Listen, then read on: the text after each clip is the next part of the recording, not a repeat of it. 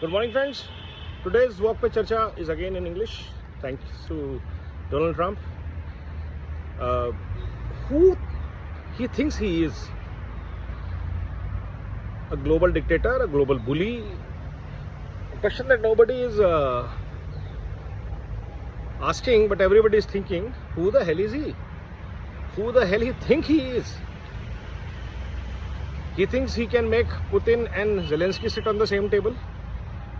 One, a man who destroyed his country by bringing NATO in the war, and the other, a person trying to rebuild Russia for so many decades and making it stronger. He thinks he can make Israel and Hamas talk. He thinks he can make Pakistan and India sit on the same table. Why should India speak to a terrorist-friendly and dictator country? जब मोदी जी ने कह दिया, Mr. Modi has said that water and blood will not flow together. Do you think Trump's trade policies will matter here? Tariffs will matter here? Bullying everybody with trade, tariffs, is not the way geopolitics works, Mr. Trump. This much to any common citizen of any other country knows. Your way or my way approach doesn't work.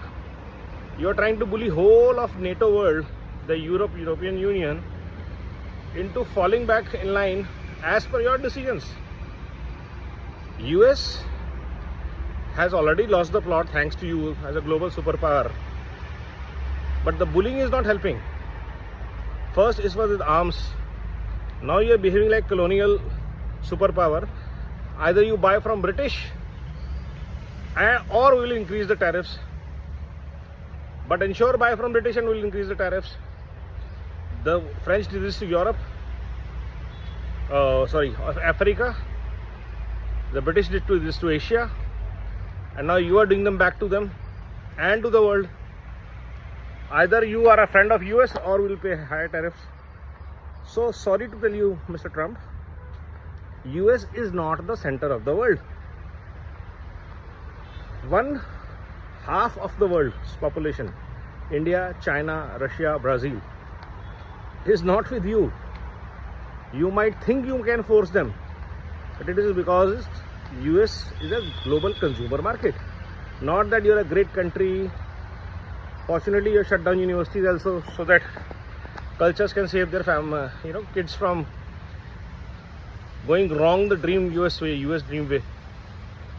So I think the world is very, very worried position right now in knowing what this orange hair buffoon is doing to the world or trying to.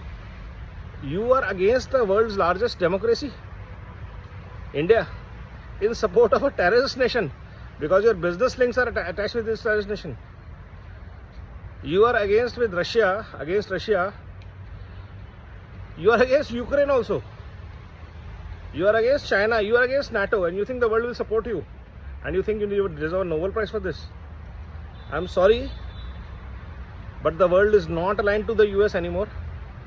You have burned more bridges in last 6 months than the US did in last 25 years of its war across the world.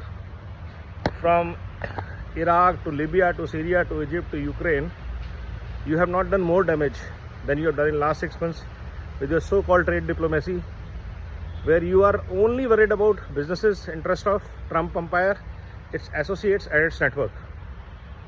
So the world is seeing through your corrupt regime, through your nexus of business expansion, and soon the US will stand against you. The people of the United States will stand against you.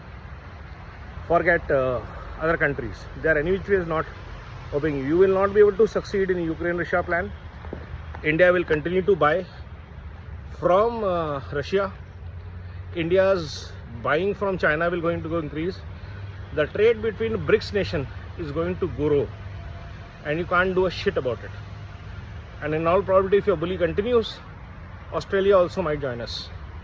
The only countries you are left with is NATO, Japan, Korea. That's it.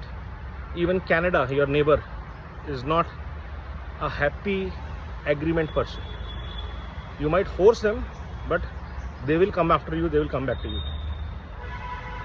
That's from India. Thank you for nothing.